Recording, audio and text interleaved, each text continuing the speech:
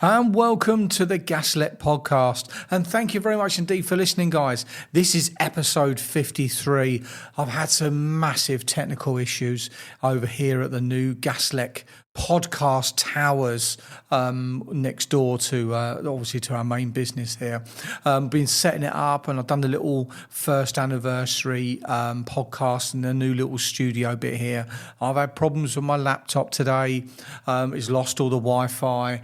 I couldn't find a USB 3 cable properly. The laptop wouldn't turn off, and then it wouldn't turn on, and so this is just going to be an audio only recording. So there's some more bits that I'm trying to bring together here to making this little studio area a lot more sort of professional looking with the lighting and stuff like that. So super excited to show you sort of the end result of it all. But first of all, here's my friend Sean to tell you a bit more about the podcast.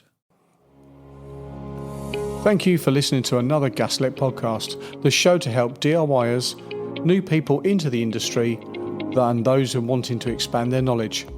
Each week we'll pick a topic and go into details, and with special guests and listeners' questions answered, we will look forward to some of the conversations. So let's get back to the show. Right, thank you very much indeed, guys. So there's a couple of things I just want to run through with you. We've got some listeners or viewers' questions. Obviously, this is going to be an audio-only podcast, but if you are watching this on YouTube, you can actually get the video part of it as well. I do like to try and record it at the same time. We're looking at how we're going to get it onto Spotify, because Spotify are now starting to do the video side as well as the audio only side, which is absolutely fantastic. We use a company called RSS Feeds, which when we upload to RSS, it does all the podcast platforms, your Amazon, your Apple, and the Spotify, and all the other, all at the same time. So we're looking into that and how we can sort of bring that on board, because I think that's really sort of really important. So there's a couple of things I want to run through. So we've been hearing bandied around again in the news about the media are very good at giving you a little bit less than the full truth, because, you know, never let the truth get in the way of a good lie, whatever the phrase is that they like to come out with. So there are some bits about gas boilers in 2025, and of course now we're in 2025. So we've been having some people getting a bit panicky about it, and it's all 2025 target is all about new builds. It's all about brand new homes being built and not having gas boilers. It doesn't affect anybody who's already living in a home. If it's already been built and you've got a gas boiler, that's not going to change at all. So the current government at the moment are looking at the 2035 target of having no more gas boilers, which is another 10 years for sale. Here in Kent, we had reform coming through with Mr. Farage. I'm not political, and I don't want to get into any of the politics side of where we are and where we are sort of heading and going, but there's a couple of facts really to sort of point out. Nigel Farage, obviously, he's chomping at the heels of Labour, potentially wanting to get into, and if he does make Prime Minister in this country in 3 years' time or wherever it is when we have another general election, one of the things that he said is that the net zero would actually be scrapped and they'll actually start again on it. He doesn't fully believe in the targets are achievable. And in some ways I can see that. We're having a massive crash in the motor industry. We're just looking at Nissan have nearly gone bust, and they're looking at Honda and Toyota as a buyout, because the whole let's all go EV, and it's actually not working, but everyone's being sort of fed this same narrative about sort of combustion vehicles. And there was just one little thing that actually I'll go back to. A friend of mine had a really old car in 2002. It was an old Peugeot 206, I think it was. And it was a diesel, 1.2, 1.3 litre diesel, whatever it was. And he just started a new job, and he was doing a lot of commuting. and it was getting around 75, 76 miles per gallon. It was driving like Miss Daisy, the most efficient way you could sort of drive this old car. And it wasn't new to him. It was second-hand car back then, but he was still squeezing mid-70s to the gallon. And we've come on, so that car is technically 23 years old by today's standards. And I've got a hybrid car that we use for work here. So sometimes the car is a bit of an easier way of getting around, doing call outs or doing some sort of routine service stuff. And certainly when we're doing our commercial work and it's sort of quite far afield. And I've sort of been there before, and I know what I need when I get there. So I'll take the car. And if I really drive that carefully, I'm getting 40 to the gallon as a hybrid car. As a 2 litre petrol. And that's a 2017, I think it is, car. So we've really not moved forwards in our technology when it comes to efficiencies in motor cars. And we've got all these electric cars and we're getting better ranges and the infrastructure and the charging structure is getting better and better, but it's not keeping up with the pace of demand that the sort of the government want, and what we're going to do with people in HMOs, house of multiple occupancy or blocks of flats, how they going to, if we scrapped it all tomorrow, how they going to move forwards. But it does make me wonder, in 2002 they produced a car that could do mid-70s to the gallon, and in 2025 with a combustion engine we can't get nowhere near it. And I always think that this didn't have a catalytic converter and it didn't have an EGR valve and a DPF and it didn't have all this stuff to make it all green, but it actually used less fuel to do more miles. And now we're burning more fuel to do more miles, and apparently that's greener. So I'm not quite understanding how that sort of works on that side, but whether on a conspiracy theory level, is there been a bit of technology being held back to sort of promote other agendas? I don't know, and I don't want to get into it on this podcast. But when we start looking at the efficiencies of boilers and how we've come on with the Boiler Plus scheme, A-rated gas appliances, and we're up in the 90%. Yes, we're on our air conditioning side of heating and cooling. We can, on the heating side, we're up to sort of 350-ish, 400% efficiencies. If you go for an air source heat pump, go into water, you're around that sort of that 3-4. Some people are getting 500% efficiencies out of that technology. I think ground source is probably the most efficient on the renewables, but the amount of money that it will cost you to either drill boreholes all the way down, or take up your lawn and then get pipework going up and down, and then sort of put the soil back over the top again. But that's really sort of the most efficient, but it's the most impractical in most situations. So this. So going back to the topic of 2025, 2035, and they were saying we want to be net zero by 2050. And if you actually look at some of the government's words and they're using about, they want greener energy, renewable energy like heat pumps. And that like heat pumps isn't heat pumps. That's, leaving the door open for a little bit of new technology that comes along. And I do believe that I know there's a few people out there saying about hydrogen, and it's not really. It takes too much energy to get the hydrogen out, and to be able to sort of package it up to be used within the heating system. But we do have a lot of pipework that runs up and down every sort of road in the whole of the UK, and a whole infrastructure that over the last few years has been completely completely renewed. For new plastic pipe, because the old steel pipes, but hydrogen is actually one of the smallest atoms, so it'll actually start leaking out of very tiny little joints, where the methane was quite a big atom, and it wouldn't leak out, and you wouldn't get that issue. So I do believe that the hydrogen will be an option in moving forwards. I don't think there's any silver bullet. This is going to work, and that's the only technology. I think there'll be various technologies moving forwards. But going back to the politics side, if Mr. Farage, his party does get in, then I could see those goalposts and those targets moving a bit further away.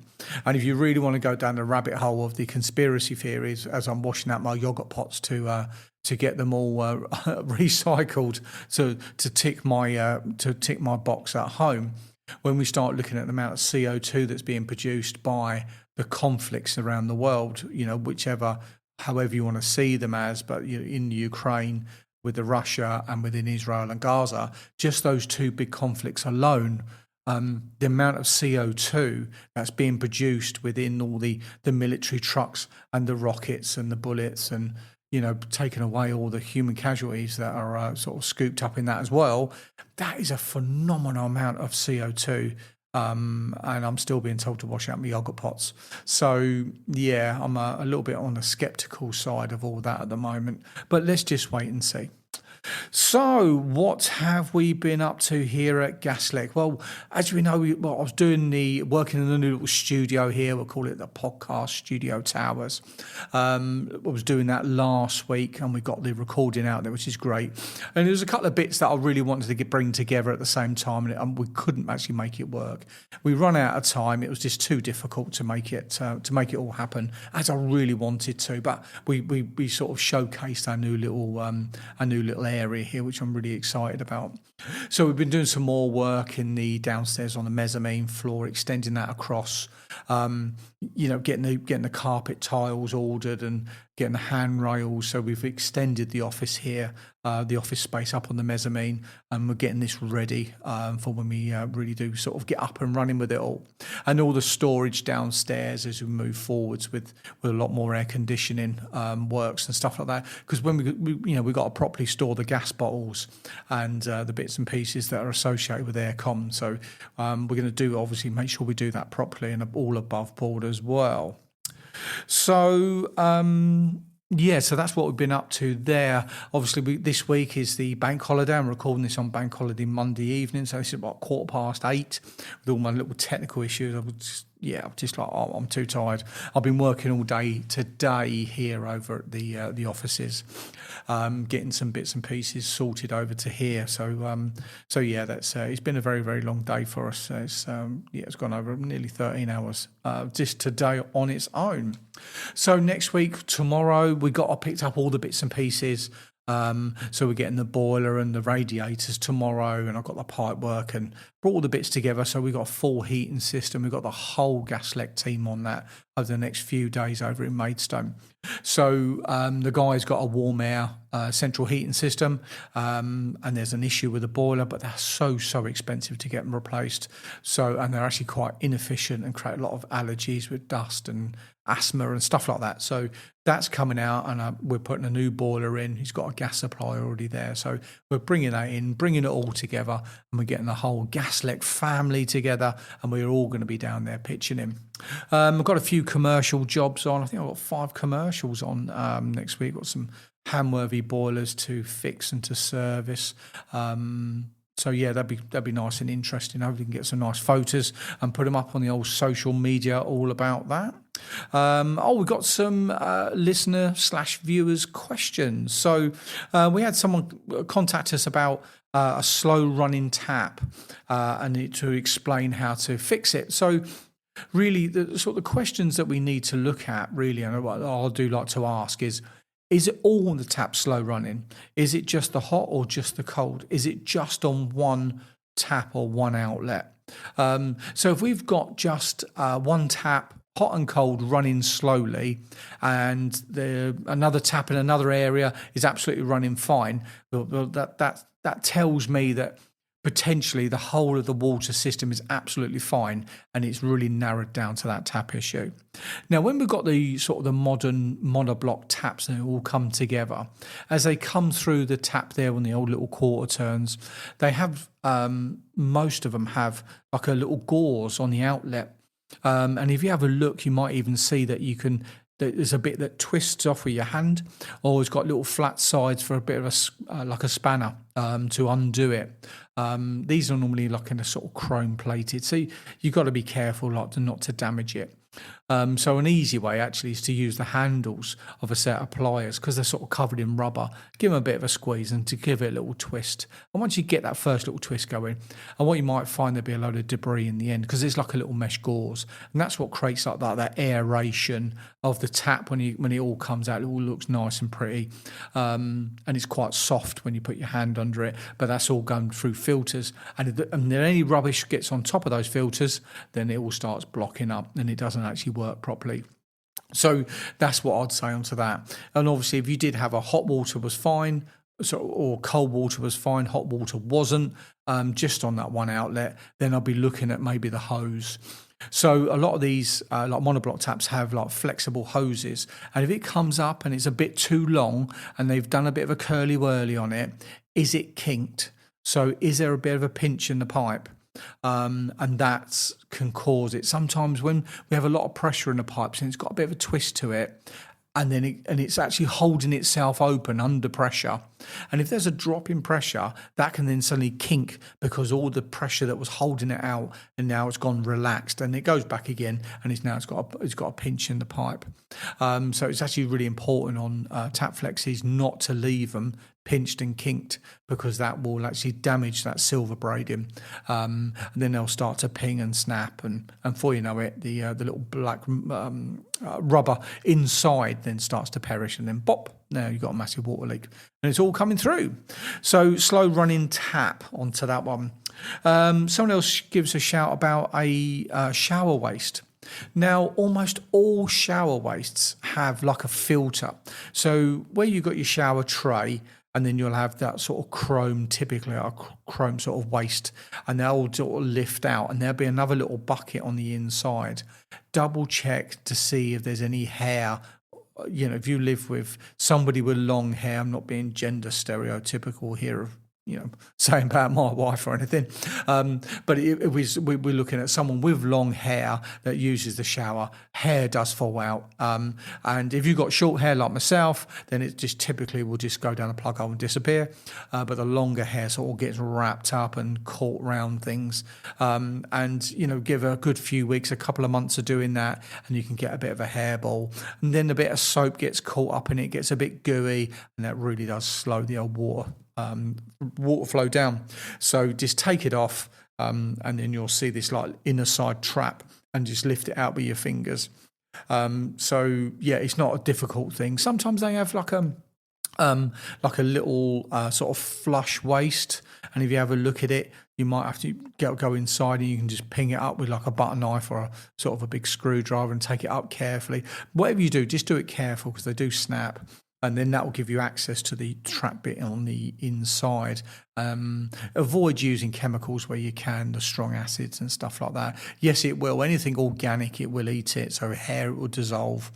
It won't eat the copper. It won't eat the plastic waste pipe, but it will start to melt and heat up extremely any cast iron pipe that you do have when you start using the old sulfuric acids and stuff.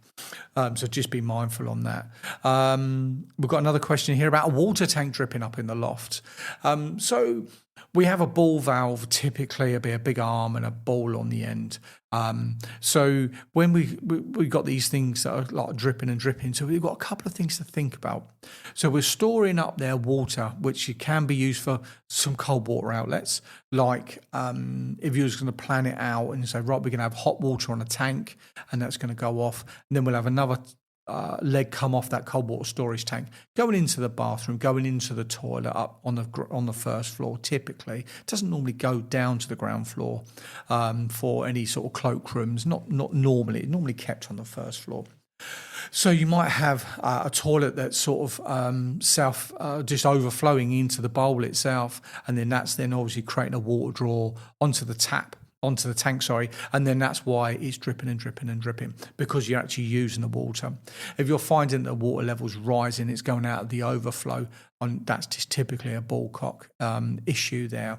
And the easiest way of it is flooding out, because the overflow pipes are never normally fitted that great. you might find there's an isolation valve to turn the water off to the tank. Certainly overnight when you're not using any water, just turn it off to make sure we're not going to get any flooding issues until you can get it either replaced by a company like us here at Gaslec for our plumbing services, or your local plumber wherever you are. Hot water too hot. That was another question. I didn't write down the names of these people there. I just got it down on a post-it note. Hot water too hot. Now, I did have a commercial place where the immersion would actually exceeded its safety limits and started running away with itself. And we actually recorded, I think it was 97 degrees at the kitchen. The whole place filled up with steam. It was so hot. I found the heater, isolate the heater, and we actually got them changed over within a couple of days, but got the heater isolated because there was like 2 heaters on this hot water storage. So the first one was okay, but the second one had gone faulty. But so we drained it out and we changed both because they're both at the same age. They're both, one's gone faulty, the other one's probably just around the corner to do it. So we got that done. So when we start saying about, water too hot and scalding, obviously that's a very serious thing, and we have to take it seriously because it's people's health and injury. And, if you're a bit, let's say you're frail and you got scalded by some hot water, you could go into shock and you could bring on a cardiac arrest. So it's a very serious thing, very hot water. Just remembering your skin temperatures around that sort of 37, 38 degrees. So anything that's warmer than that will feel warm to the hand. So if you've got hot water around the sort of 42-ish, 43, 44 degree mark, that will feel quite warm. And then going up into your 50s. We want to store hot water in cylinders at around 60 for the Legionella side of things and from the water safety. So just be mindful that, if you've got some sort of temperature that you can, Amazon sell them little probes that you can just put into the water, and then that'll give you a temperature guide.